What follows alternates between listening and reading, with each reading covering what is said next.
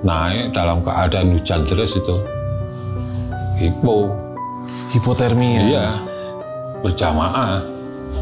Nah itu ya mohon maaf sampai kencingnya sendiri diminum.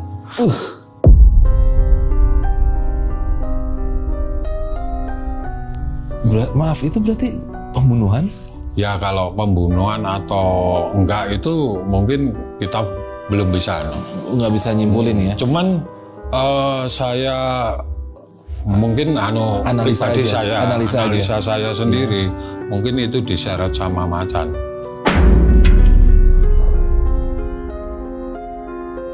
Dan waktu itu di Via Cemoro Kandang itu kan ada teman-teman Mapala dari Jogja.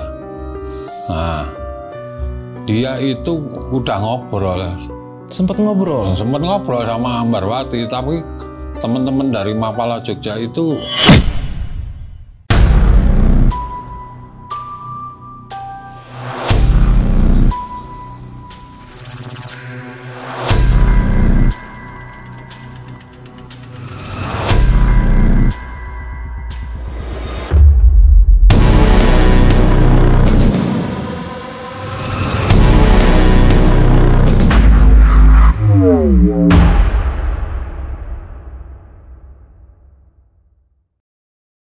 Assalamualaikum brother, ketemu lagi di channel Jelajah Malam.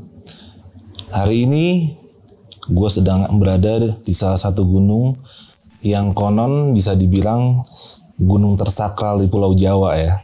Dan mungkin bagi sebagian pendaki disebut gunung terangker, mungkin ada benernya juga karena ini gunung tua bro. Dan gak sembarangan, di sini ada tata cara, ada adat istiadat yang memang harus kita hormati. Bahkan gak jarang banyak pendaki yang ibaratnya meremehkan bahkan melanggar pantangan akhirnya berakhir tragis. Hari ini gue akan mewawancara salah seorang ranger yang sudah malang melintang mungkin dari sebelum lu pada lahir kali ya. Ini bapak ini sudah malang melintang di Gunung Lawu dari tahun 1982. Lu bayangin dari 82 sampai sekarang 2024 ya. Apa aja yang udah pernah dialamin.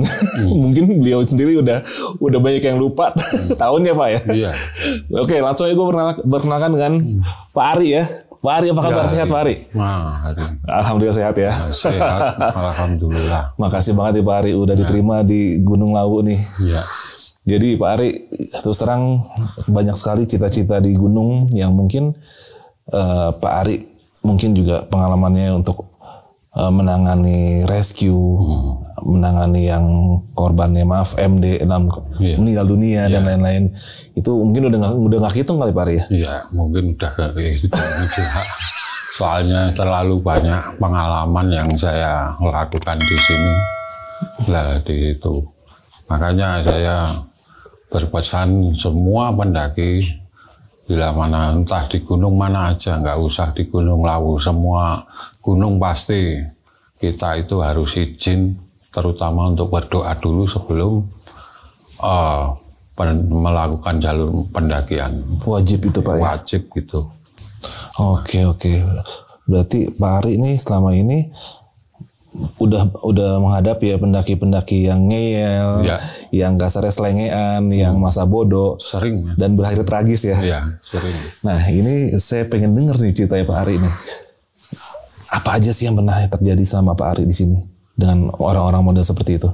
Ya sebetulnya banyak sekali ya kejadian-kejadian yang pernah saya alami dan saya melakukan sendiri ataupun evakuasi. Sebetulnya banyak, cuman entah tahun berapa saya juga banyak blanknya. Iya wajar. Secara Pak Ari dari tahun 82 gila lu. 82 udah lahir belum lu cuy?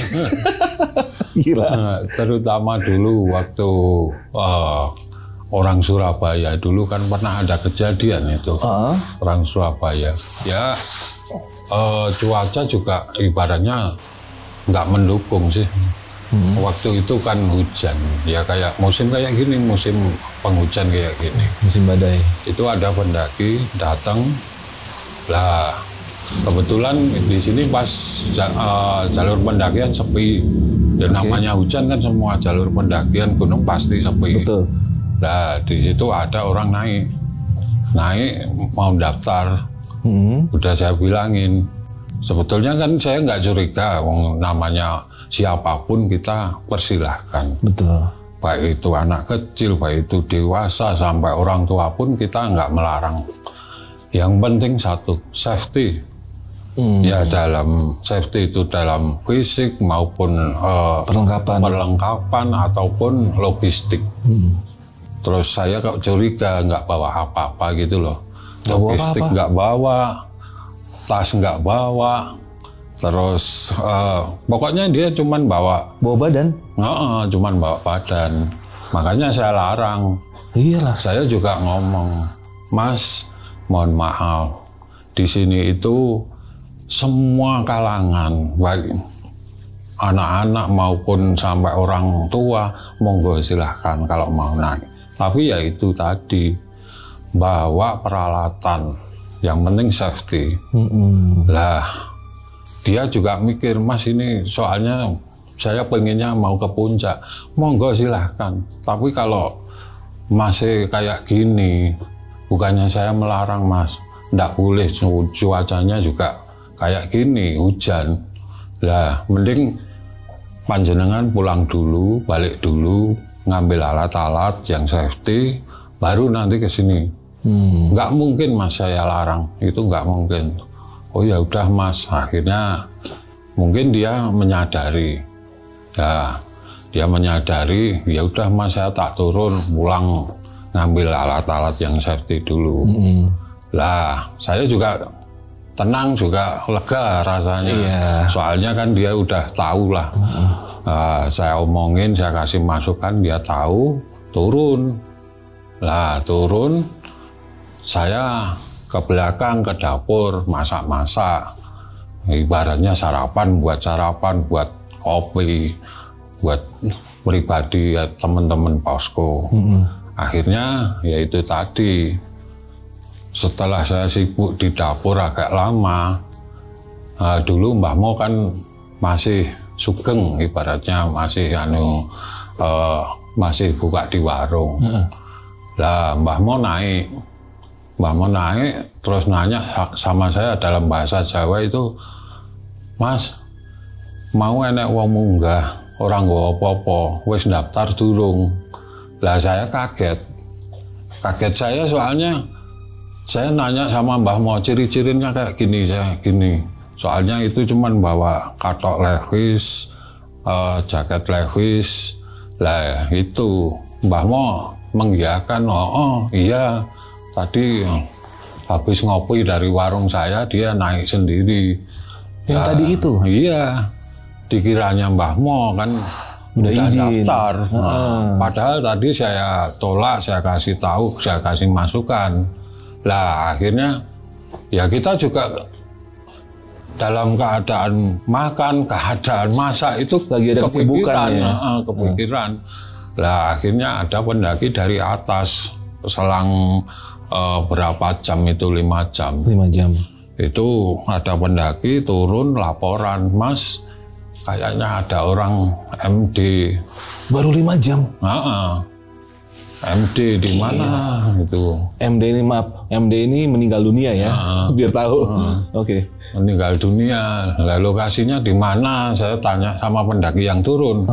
Itu pendaki ritual itu. Oke. Nah, Mas di Selau Penangkep. Selau Penangkep itu pas sempat. Nah, sedikit mau masuk lokasi Argo Dalem itu. Pas dia di bawah tulisan Selau Penangkep di situ. Meninggalnya di situ. Di situ meninggal. Oke. Lah, saya langsung ngabari teman-teman. Dalam beberapa jam koordinasi kita naik. Kita naik bener. Ciri-cirinya seperti yang tadi di Mbah Mo itu. Di situ dia meninggal. Lah setelah Polres turun, ikut evakuasi, ditelusuri, ternyata bapaknya ini takut pulang karena motornya hilang. Di situ.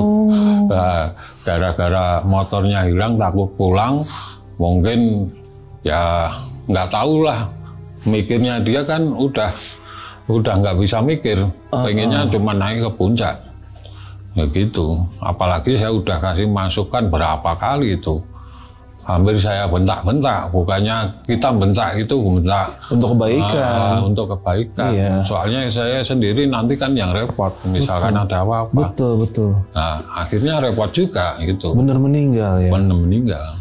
Itu tapi Pak, maaf kalau boleh tahu, itu kan kurun waktunya bisa dibilang 5-6 jam ya? Iya, 5-6. Itu kondisi memang lagi Hujan. Hujan. Wong kita evakuasi itu masih dalam keadaan gerimis, keadaan hujan. Analisanya itu hipotermia. Hipotermia itu, yang jelas hipotermia. Makanya kalau boleh saya mengingatkan sama pendaki, kalau bisa jangan, kalau naik ke gunung atau ke gunung mana aja, saya sarankan kalau bisa jangan pakai celana levis. Apalagi yang meninggal itu kan celana levis, jaket levis. Soalnya sifat levis itu menyerap air, bisa menyesuaikan. Kalau panas dia juga panas, kalau dingin dia juga makin dingin. Nah, anyep. Itu sifat levis itu. Ya kalau lebih bagusnya kalau training itu malah lebih hangat, enak buat jalanin. Atau yang quick dry ya? Ya, tuh. Oke, itu berarti kontan langsung meninggal ya? Ya, apalagi itu kan saya udah merasa, cuman kan saya merasakan ada yang nggak beres dengan orang ini. Iya, gitu. lagi kalut ya? Nah, cuman saya udah feeling ini bapak ini harus, bukannya saya tolak, cuman nggak boleh naik dulu sebelum dia membawa peralatan atau alat-alat yang safety. Nah itu. Kadang bapak juga tegas untuk kebaikan Pak ya. Tapi kadang-kadang orang mikirnya ini galak amat sih kan gitu ya kan. Itu. Jadi kita itu tegas bukannya emosi, bukan. Tapi kita tegas itu memang justru saya kasihan sama yang mau naik. Betul. Bukan urusan nyawa loh. Bukan bercanda. Ini jalan enggak jalan-jalan di kota, tapi di hutan, di gunung lah itu loh. Kadang cuaca itu cepat berubah. Benar. Apalagi di Gunung Lawu itu cepat banget berubah. Seperti musim-musim sekarang ini. Dalam jangka setengah jam aja udah cepat banget. Nanti kabut, habis kabut hujan terus. Hujan terus nanti dibarengi sama angin. Cakep. Itu. Makanya ini masih dalam jalur penutupan ini. Sekarang masih tutup terus Pak ya? Ini mulai dari Via Cetho, Cemoro Kandang, Cemoro Sewu, itu semua ditutup. Soalnya ya mengingat tadi cuacanya baru ekstrim. Tapi luar biasa nih, Pak Ari ini walaupun tutup dia tetap dedikasinya tinggi banget bro. Dia tetap ada stay di sini, gila.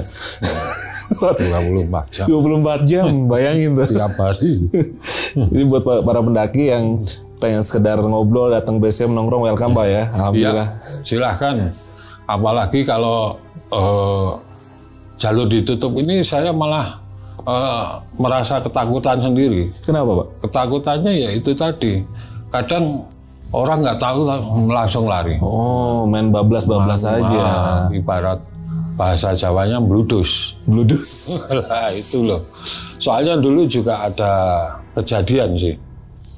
Waktu ya sepi kayak gini jalur ditutup, ya kita kan kalau kita ditutup banyak kegiatan lah, entah itu nanam, entah itu apa, ya pokoknya kita menyibukkan diri lah. Lah makanya kadang ada yang tidak bisa kita pantau. Kadang kan di belakang, kadang di nggak selalu di depan sini Pak ya. Nggak selalu di depan terus. Dulu ada orang naik, orang meninggal, maaf, orang gila. Orang gila? Iya. Dulu pernah, jalur ditutup. Kita pas ya mungkin ada aktivitas kerja, mungkin nanam-nanam. Kalau kita ya cari kegiatan biar nggak jenuh lah. Lah ada yang melintas orang gila. Lah di pos 3 itu ada laporan orang Argo Daleman, orang warung-warung itu lapor. Nah, ada yang meninggal di pos 3. Disitulah, makanya justru kalau pendakian ditutup ini harus standby. Malah was-was ya? Malah was-was. Tapi kalau jalur dibuka, pasti ada orang. Betul, gitu. Iya. Pasti. Nah di situ, dulu kan juga sering di sini banyak orang-orang gila yang ya lewat itu, kadang menetap di sini, kadang kita rawat. Gitu, jadi kita mandiin, kita kasih makan. Ada yang meninggal di sini, ada yang udah sadar, ya macam-macam lah. Oh gitu. Ya, saya ingat betul itu namanya Ferry. Dia itu orang Jawa Barat. Dulu waktu itu datang itu ya mohon maaf, nggak pakai celana sama sekali.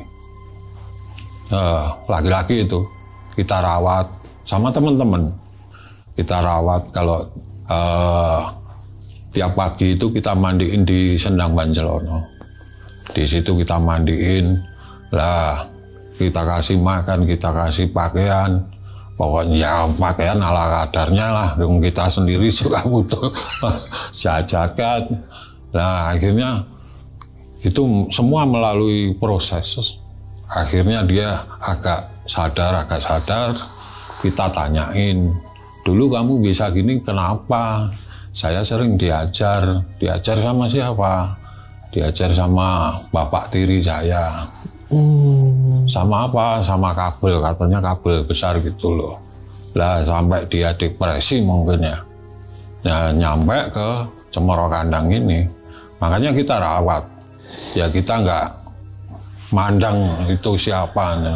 Jiwa bersamaan Pak ya. Lah, tuh. Luar biasa tuh.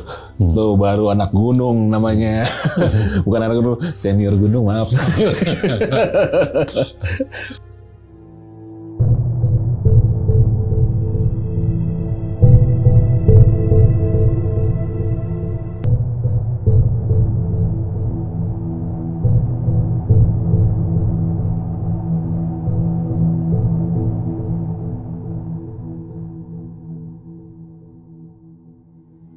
Iya Pak, saya pengen nanya nih, kan Bapak udah lama banget ya di sini. Iya. Pernah nggak sih Pak ada kejadian pendakian yang maaf nih korban meninggal dunianya itu bisa dibilang berjamaah, dalam arti banyak gitu Pak, nggak cuma satu orang itu? Iya. Ya itu pernah terjadi, cuman saya waktu itu belum bisa terjun, saya masih kerja ini. Ya ada salah satu pondok dari pondok, nggak perlu saya sebutkan. Iya, oke. Pesantren lah ya. Pondok pesantren. Dia kan lewatnya bukan jalur Cemoro Kandang, Cemoro Sewu, Cemoro Cetho, Candi Cetho. Tapi dia lewatnya di daerah sisi timur, di atas Telaga Sarangan. Emang ada jalur situ Pak? Di situ dulu ada namanya Mojosemi. Dulu ada? Dulu ada. Namanya Mojosemi? Makanya habis kejadian itu ditutup. Oh, habis kejadian itu ditutup? Habis itu. Pantes, gue baru denger bro Mojosemi. Gila, gue belum lahir itu. Gimana tuh Pak ceritanya Pak? Ya, dulu ceritanya memang pondok ini memang hampir kayak udah adatnya. Kayak ibaratnya udah rutin lah. Tiap tahun itu pasti dia udah naik. Tradisinya mereka ya? Tradisi pondoknya itu. Tiap tahun pasti naik. Nah, kebetulan di situ ada dari pondok itu lewat Mojosemi rombongan, ya mungkin sekitar 20-an lebih lah. Banyak? Banyak.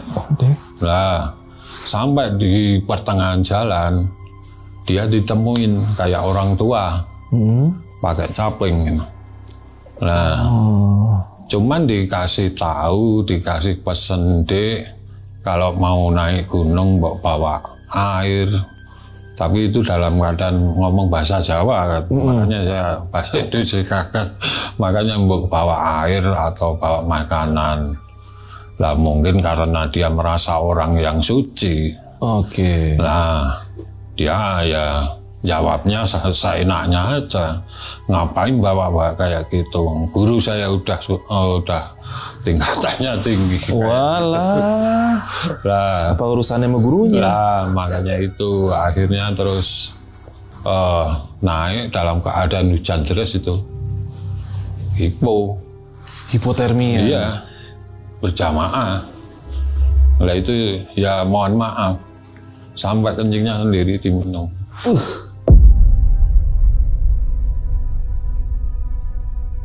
Ya, karena itu tadi nggak bawa air, nggak bawa apa-apa itu. Artinya kan perut kosong Pak ya. Ada sesuatu yang harus kita bakar kan. Lah akhirnya ya itu meninggal berjamaah itu. Cuman dikasih satu ibaratnya yang masih sadar untuk laporan.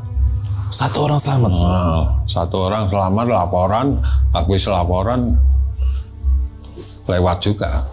Meninggal juga? Iya, itu ceritanya kayak gitu. Karena dulu waktu itu saya cuman memang waktu dalam pekerjaan itu saya dikabarin, cuman saya belum bisa datang itu. Masih ada kesibukan? Ya ada. Itu perkiraan tuh tahun berapa itu Pak? Aduh. Wah kalau tahunnya saya lupa. Makanya tadi 80-an kali ya? Itu tadi. Edan 80-an kali cuy. Belum lahir loh. Itu. Nah, ceritanya yaitu makanya kalau kita mau mendaki khususnya di jalur di Gunung Lawu, kalau bisa usahakan ya itu tadi lewat jalur yang resmi seperti via Cetho. Candi Cetho kan resmi, itu ikut Jawa Tengah. Terus Cemoro Kandang ikut Jawa Tengah. Cemoro Sewu itu Jawa Timur, ikut Jawa Timur. Ya. Sama Jogorogo itu. Jogorogo itu masuknya ke Jawa Timur juga ya? Ngawi. Ngawi ya? Ya, itu kan termasuk masih lokasi Jawa Timur. Jawa Timur ya masuknya. Ya intinya kalau yang paling ngetren itu 3 jalur tadi. Via Candi Cetho, Cemoro Kandang, Cemoro Sewu. Itu. Dan di situ hampir tiap hari ada yang jaga. 24 jam tiap hari, walaupun pendakian ditutup, terutama di Cemoro Kandang pasti dijaga, pasti ada rangernya, pasti itu.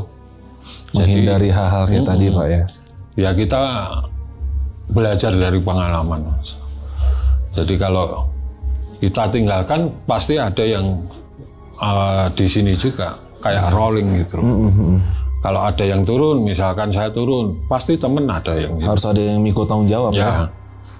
Itu terutama di jalur Cemoro Kandang, 24 jam. 24 jam. Bahkan COVID kemarin, saya 2 bulan di sini. 2 bulan? 2 bulan. Yaitu mulai COVID sampai dibuka. Saya sendirian di sini, kayak orang hilang. Iya. Warung-warung pada tutup, orang lewat nggak ada. Di bawah jaga polisi, di sana jaga polisi, di Jawa Timur. Iya bener. Siapa yang mau datang? Nggak ada kehidupan lah. Ibaratnya gunung mati waktu COVID itu. Nah, warung tutup semua. Iya. Terus orang lewat nggak ada. Mobil lewat aja nggak ada sama sekali. Nah Pak, selama Bapak 2 bulan sendirian itu Pak, pengen tahu nih, pernah nggak digangguin Pak? Kalau digangguin itu sering ya. Oh iya? Sering. Contohnya apalagi gimana, sebelum ada listrik masuk kayak gini. Hampir semua teman-teman itu pernah. Semua ranger Lawu, terutama GL. Gangguannya gimana tuh Pak? Ya mungkin suara, mungkin ya wujud. Menampakkan Yang sering itu suara.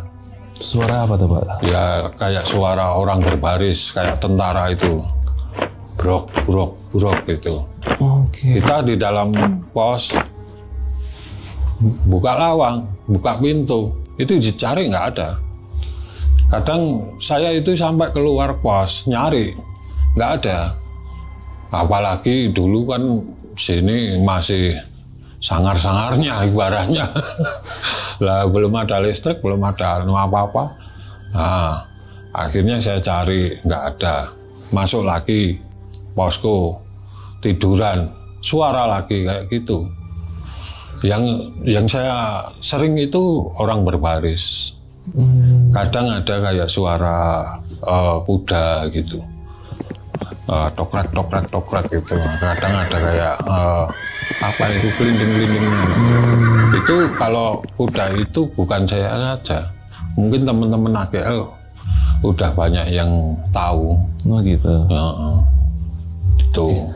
Kalau masalah kayak gitu sebetulnya banyak sih Mas. Banyak. Cuma ya itu tadi kadang ya sampai sekarang kan saya masih setia selalu di Gunung Lawu. Luar biasa. Iya.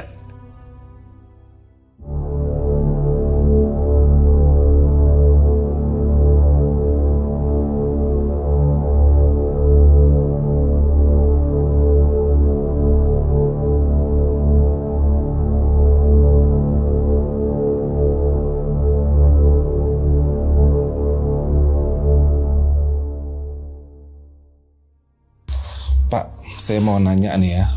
Bapak kan bisa dibilang udah nggak kehitung lah menemukan kasus pendaki yang meninggal ya. Yeah.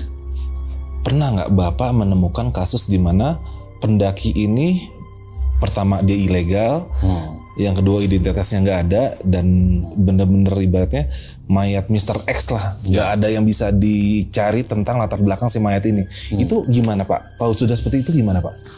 Lah kalau saya pribadi sih kalau menemukan jarang ya. Cuman itu berdasarkan laporan. Oke. Mungkin laporan para pendaki atau orang-orang ritual. Kan orang ritual itu masuk kemana-mana. Iya, tempat-tempat mulai yang Argotiling sama lah. Kadang kita itu dikasih info. Begitu dikasih info kita langsung evakuasi. Tapi kalau orang-orang yang meninggal itu kadang orang gila aja kadang lolos naik gitu loh. Ya ibaratnya seperti saya bilang tadi, mbludus tadi. Nggak ketahuan gitu loh. Apalagi di Gunung Lawu ini banyak jalur kan. Bagi mereka yang tahu itu sebetulnya jalur itu bisa dilewati dari mana-mana. Banyak celahnya. Banyak celahnya. Makanya tadi saya berpesan, kalau mau naik Gunung Lawu ya usahakan naik lewat jalur yang resmi seperti via Candi Ceto, Cemoro Kandang, terus Cemoro Sewu. Dan identitas itu biasanya ya orang-orang mungkin gila lah. Yang sering saya itu gila. Makanya untuk penanganan orang gila yang meninggal di atas itu kita kerjasama sama Polres sama Polsek Tamango. Oke. Biasanya kan Polres atau Polsek itu ikut evakuasi. Ya kita kan udah ada pihak yang berwajib. Ya kita intinya cuman satu, ikut evakuasi. Kedua, memandikan jenazah atau mayat tadi. Terus masalah itu urusannya yang berwajib, polisi. Nah makanya kalau nggak ada yang dulu ini, belum ada listrik, belum ada apa-apa, itu kalau nggak ada identitas, kita kubur di bawah itu. Dikubur di sini? Iya, di bawah.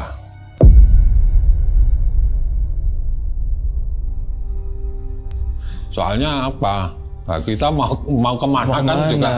Iya, zaman itu ya.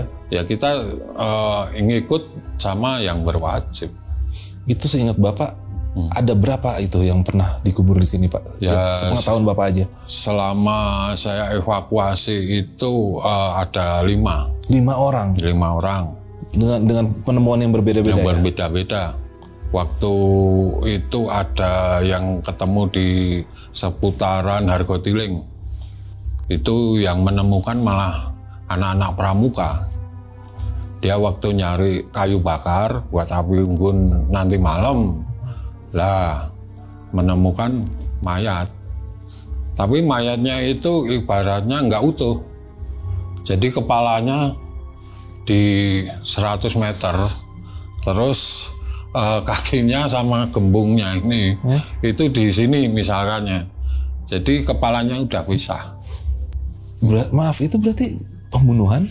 Ya kalau pembunuhan atau enggak itu mungkin kita belum bisa.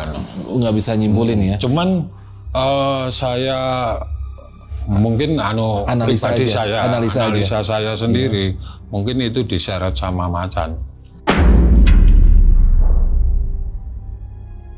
Diseret macan ya? Iya, soalnya kan yang kepalanya pisah sama gembungnya itu kan ini pakai katok levis. Celana levis itu kan ada bekas cakarnya itu. Oke. Nah, di situ. Makanya kita juga bingung waktu itu, waktu evakuasi.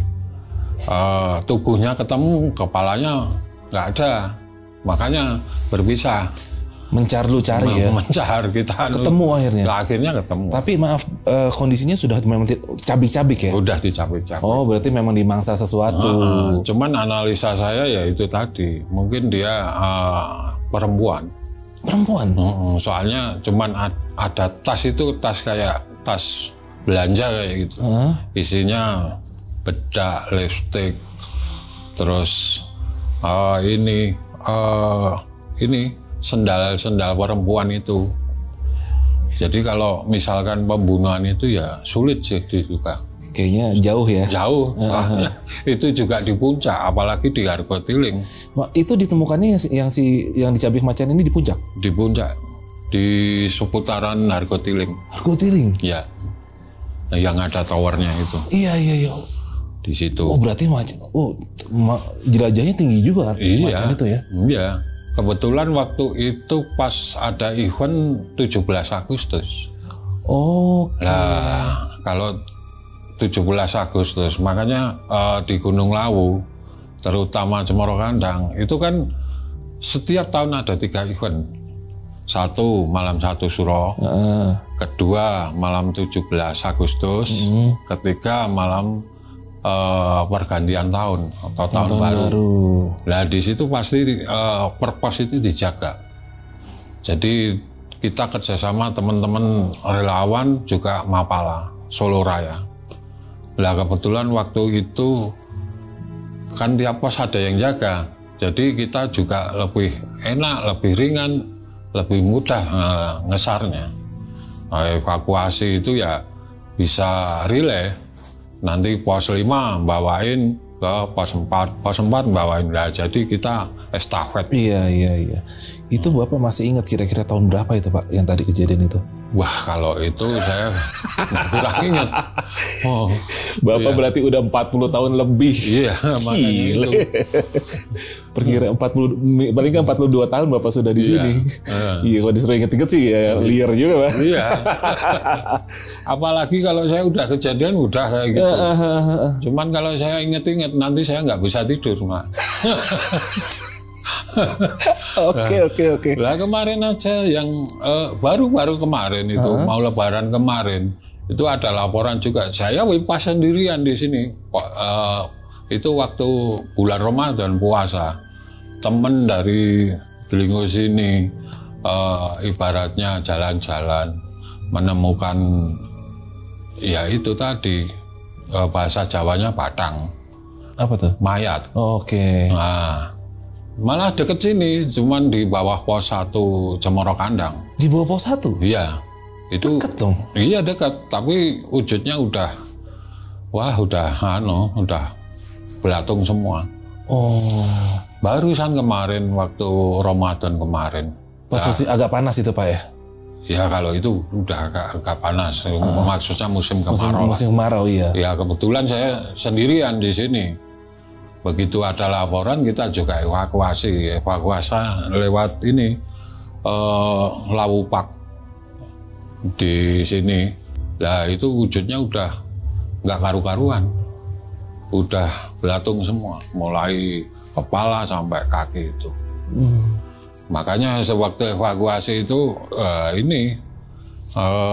belatung itu pada nempel di jaket.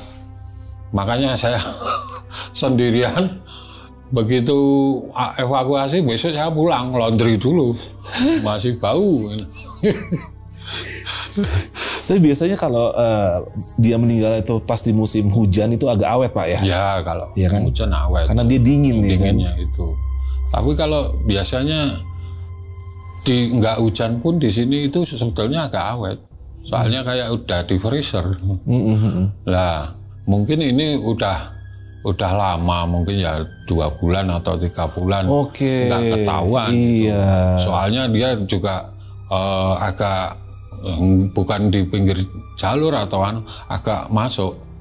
Lah, gitu. akhirnya kita evakuasi, terus polisi forensik itu datang semua, ditelusuri itu memang orang sering bertapa, orang Wonogiri, identitasnya ketahuan. Oh, berarti dia pendaki ritual. Ya, ritual. Oke. Cuman yang saya bingung kan ritual di kawah, biasanya kan di puncak gitu.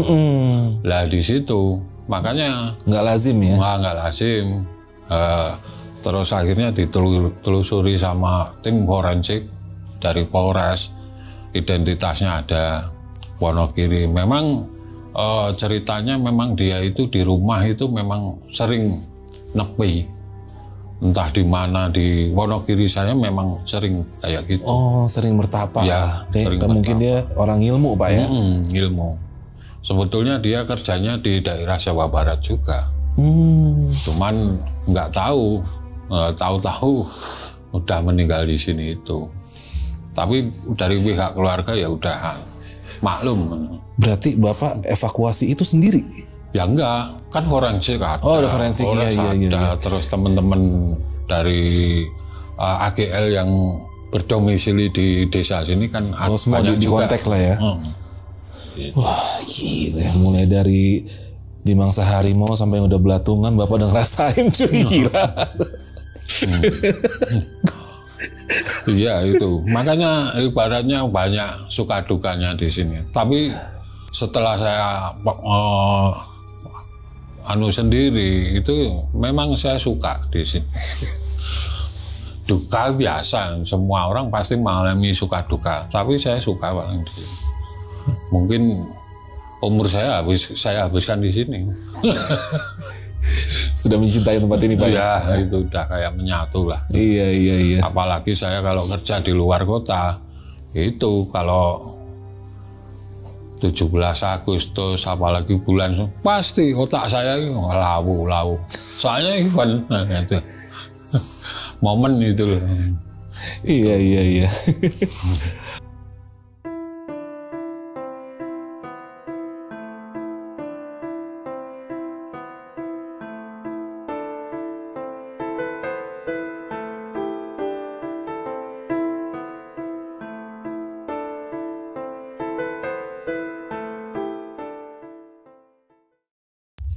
Pernah ada yang kasusnya saya pernah dengar itu, Pak, yang siapa namanya, Ambarwati. Ambarwati itu gimana itu, Pak, kasusnya, Pak? Ya, Ambarwati itu kan orang Madiun. Orang Madiun? Ya. Agak aneh kan? Agak aneh, memang aneh itu. Soalnya ya saya terlibat. Oh gitu? Coba ceritain, Pak, dari awal Bapak dapat panggilan tentang itu dan sampai selesainya gimana tuh, Pak? Mungkin ceritanya awalnya. Awalnya itu kan dia mau, ya ibaratnya keluar dari rumah itu pamitan sama orang tuanya itu cuman ngambil laundry, cucian. Ngambil laundry doang? Iya, ngambil laundry. Di Madiun? Di Madiun. Oke. Lah, menurut cerita dari teman-teman itu, waktu awalnya itu dia ngambil laundry, pakai motor kan, motornya diparkirkan di terminal. Lah dia dari terminal itu ke sini nge-grab. Nge-grab. Nah, akhirnya naik ke Lawu. Waktu itu kita belum tahu. Nah, setelah ada kejadian MD, itu teman-teman dari Cemoro Sewu pada ke sini ngecek, kan ada itu formulirnya. Oke. Dicek ada nggak ada. Di Sewu juga nggak ada. Dengan kata lain dia ilegal? Ya, itu kemungkinan. Terus? Masalahnya dari Cemoro Sewu dicek nggak ada, dari Cemoro Kandang dicek nggak ada, dan kita juga ngecek via ceto melalui HP, itu juga nggak ada. Nah, kita tahunya kan udah ada kabar MD itu meninggal. Terus? Nah, setelah ditelusurin, teman-teman ada yang ngirim foto lewat HP. Ternyata dia lewatnya Cemoro Sewu, via Cemoro Sewu. Waktu itu foto Ambarwati itu waktu makan di pos 1. Di pos 1? Iya. Ada yang ngambil foto dia? Iya. Nah, kita tahunya dari foto itu. Siapa yang ngambil foto dia itu, Pak? Ya temen itu. Temen, cuman waktu itu kan langsung dikirimin apa ini. Nah, akhirnya, oh ya bener ini. Dan waktu itu di via Cemoro Kandang, itu kan ada temen-temen Mapala dari Jogja. Nah, dia itu udah ngobrol. Sempat ngobrol sama Ambarwati, tapi teman-teman dari Mapala Jogja itu kayak aneh gitu loh. Anehnya? Anehnya itu dia ditanyain dari mana, sempat nyambung. Habis itu udah pikirannya kayak udah kosong itu. Oh, makanya kayak udah orang linglung ya? Makanya temen-temen dari Mapala Jogja itu sempat foto bareng, tapi dalam foto itu udah kosong. Pandangannya juga kosong. Ya mungkin dari situ. Waktu itu evakuasi berjalan lancar ya. Nyampe di lokasi TKP, kita turunin sebelum waktu masih evakuasi itu, makanya teman-teman dari Mapala Jogja itu ada yang nanya lewat via Cemoro Kandang, Mas, kenapa kok ini rame-rame, nggak ada apa-apa? Ya istilahnya kita menutupi biar ibaratnya nggak terlalu heboh lah. Nggak ada apa-apa. Terus begitu Mapala datang, nyampe posko Cemoro Kandang, ya di sini di basecamp ini ada yang penasaran lagi nanya, Mas ada apa kok? Oh, banyak teman-teman relawan gitu lah. Akhirnya kita tahu, soalnya posisinya udah komplit semua.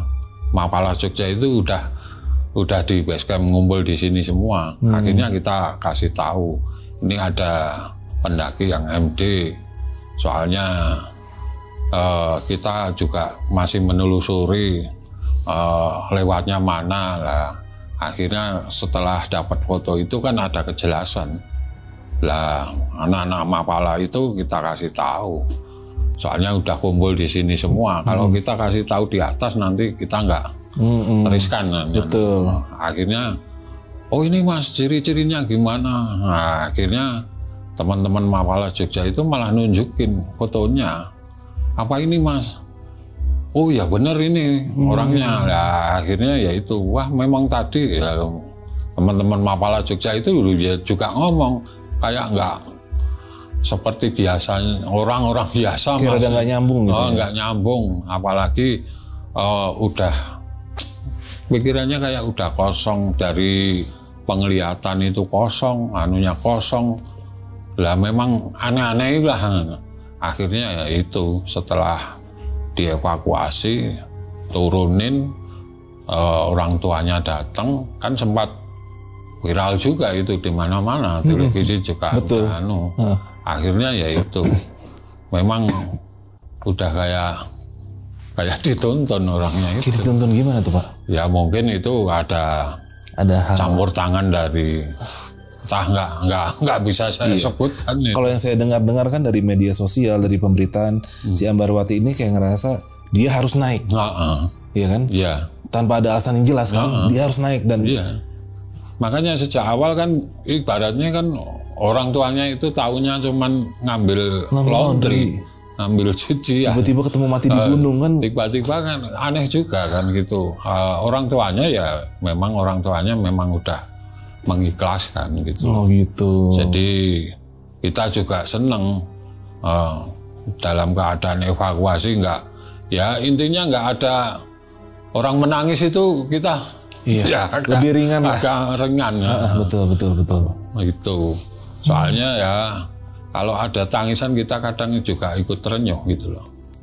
Makanya setelah dievakuasi udah langsung ke rumahnya, rumah duka di Madiun ya? Ya Madiun. Oke.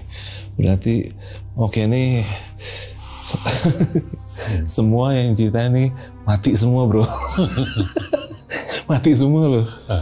Bukan ini di rescue dalam keadaan MD meninggal dunia. Jadi ini banyak banget pelajaran yang bisa kita ambil Pak dari sini ya. Nah, apa tuh namanya? Pak nih kan bisa dibilang nih sudah sedemikian banyak kematian Pak ya. Yang ibaratnya dari mulai yang keteledoran sampai hal yang nggak bisa kita jelaskan dengan logika gitu Pak ya. Pesan saya tahu nih Bapak kisahnya masih banyak nih. Nah untuk yang part ini saya pengen Bapak kasih pesan dulu ke orang-orang yang nonton tentang ini semua gitu supaya kita tuh nggak sampai menjadi seperti salah satu cerita ini Pak. Ya intinya itu tadi setiap jalur pendakian yang resmi itu pasti ada papan peraturannya. Seperti di Cemorokandang itu udah terpapan jelas itu besar. Ya intinya via Cemorokandang sendiri ya itu siapapun monggo silahkan, baik anak-anak, dewasa sampai kakek-kakek, nenek-nenek, monggo silahkan. Yang penting safety. Satu. Kedua, kalau bisa ya itu tadi seperti awal saya ngomong tadi, di mana bumi bukti bijak, di situ langit dijunjung. Ya intinya kita harus menghargai adat istiadat dimanapun kita injak. Karena setiap tempat pasti punya kearifan masing-masing kearifan lokal sendiri-sendiri. Intinya berdoa sebelum melakukan perjalanan. Ya itu dari mau ke puncak itu intinya kalau bisa diusahakan berdoa dulu. Selain alat-alat safety, selain logistik komplit, nah itu. Yang penting itu. Oke. Luar biasa nih ya. Dari Pak Ari ya, nih pelajaran banget buat kita semua, para pendaki. Jangan pernah meremehkan gunung apapun yang kita injak. Karena pada prinsipnya semua gunung hampir sama, walaupun punya kearifan lokal yang berbeda ya Pak ya. Jadi kadang-kadang kita meremehkan sesuatu, tapi ya kita bisa dibilang kena efeknya itu luar biasa bro. Ini gunung bro. Jangan samain Lempen di mall. Oke deh, mungkin untuk episode kali ini gue tutup dulu. Gue akan bikin nanti episode 2-nya masih dengan Pak Ari lagi, dengan masih ada segudang cerita yang mungkin pingin kalian dengar. Tapi sabar dan jangan lupa subscribe. Dan buat kalian yang pengen bercerita seperti Pak Ari, bisa menghubungi nomor WhatsApp kita yang tertera di sini. Nanti kalian tinggal voice note ceritanya seperti apa. Kalau kita oke, nanti kita atur ketemuan. Kalau kalian nggak bisa datang, kita yang datangin kalian. Oke Pak Ari, kita tutup aja dulu ya. Oke, gue Arfi dari Jelajah Malam. Undur diri dengan Pak Ari. Makasih banyak nih Pak udah diundang. Sampai ketemu lagi di episode selanjutnya. Assalamualaikum warahmatullahi wabarakatuh. Sampai jumpa.